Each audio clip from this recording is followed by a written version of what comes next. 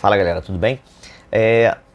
Na matriz lá de conteúdo do Enem fala sobre o histórico da gravitação. Então assim, o que a gente pode falar de história da gravitação? A história da gravitação é um negócio enorme, mas a gente pode citar alguns personagens importantes aí, né? São basicamente 7 personagens importantes, né? A gente tem o Ptolomeu, né, o Copérnico, Galileu, Tycho Brahe, Kepler, Newton e o Einstein, né? São os caras assim importantes para esse desenvolvimento da gravitação universal, né? Então, o Ptolomeu, ele é o primeiro a falar sobre, não é o primeiro a falar, mas é o primeiro a escrever sobre geocentrismo, né? Outros já falavam, outros gregos antigos falavam de geocentrismo, falavam, né, o Eratóstenes lá medindo a curvatura da Terra, né, Aristarco, fizeram várias coisas assim. Mas o Ptolomeu ele é essencial porque ele é o cara que realmente vai escrever e descrever a órbita dos planetas, né? Ele faz o modelo geocêntrico, enquanto a Terra está no centro, os planetas giram em torno, né? Que é um modelo, ele é de 100 e pouco depois de Cristo. Isso vai durar até o Copérnico, né, que é 1543, que também é o cara que vai modificar essa ideia. Então assim, parece esquisito, né, durar de 100 até 1500, né, mas é um período muito ruim da história, assim, onde você tem muita guerra, né, você tem queda do Império Romano do Ocidente, depois queda do Império Romano do Oriente, ou seja, as pessoas não estavam brigando por um monte de coisa e a ciência estava um pouco de lado aí nesse meio aí, não é que estivesse totalmente de lado, né, você tem algumas coisas que acontecem ali, né, escolásticos, etc, mas assim, esse começo é o Ptolomeu. Então o Ptolomeu é o cara do geocentrismo, ele é importante porque ele é o primeiro cara a falar e escrever de geocentrismo, né? Então ele bota a Terra parada, os planetas girando em volta, né? Qual é o problema? O problema é que você vai ter Mercúrio, Vênus, né?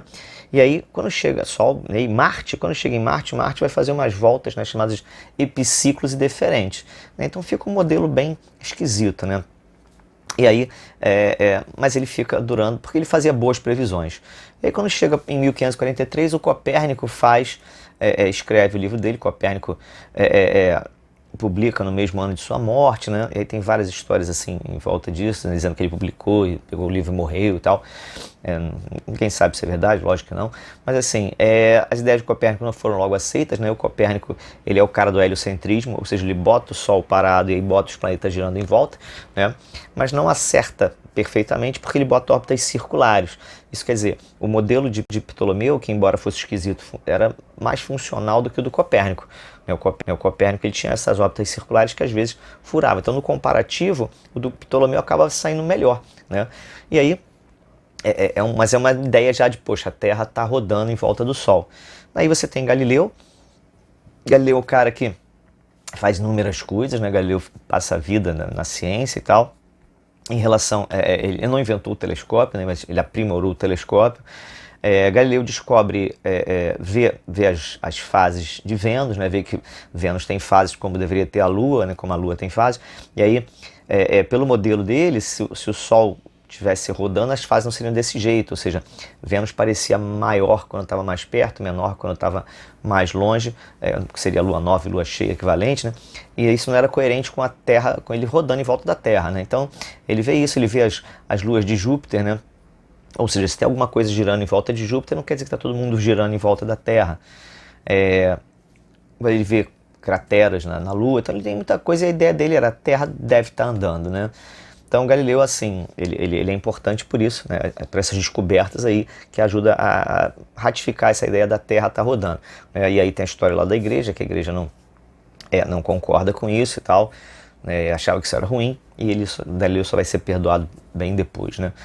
Depois vem Tycho Brahe, né, Tycho Brahe ele é um cara, assim, que na verdade, ele passou a vida inteira observando, a vida dele foi observar, ou seja, ele passou a vida dele fazendo medidas do céu, né? Isso foi importante por quê? Porque essas medidas permitiram ao Kepler, que era, na verdade, um ajudante dele, né? Ele contrata o Kepler para fazer as contas,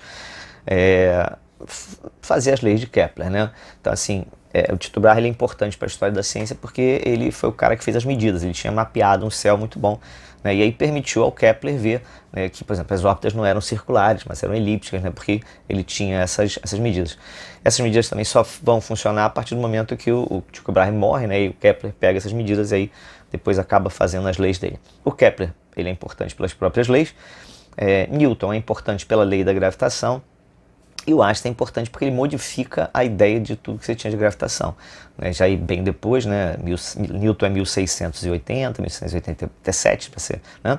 E o Newton o Einstein já é 1905, né? Então, para Einstein ele fala assim, poxa, para Newton massa atrai massa, né? Porque era preciso, ele até fala textualmente que, então é preciso que exista uma força superior que faça a massa atrair massa. E para Einstein, não. Einstein fala assim, se a luz é a coisa mais rápida que a gente tem no nosso universo, né? E nada é mais rápido que a luz, como é que a interação gravitacional pode ser mais rápida do que a luz, né? Porque a luz do Sol leva 8 minutos para chegar na Terra. E a interação gravitacional é instantânea. Então ele fala, então a gravitação não é essa força. A gravitação, na verdade, vai ser uma deformação do espaço, né? Então a grande importância do Einstein é essa, ele modifica a ideia da gravitação enquanto força de atração gravitacional para ser, na verdade, um parâmetro do espaço e do tempo, é isso que ele fala. Legal? Essa é a história básica aí da gravitação, legal? Depois a gente tem que falar das leis de Kepler separado e da gravitação de Newton. Valeu, aquele abraço.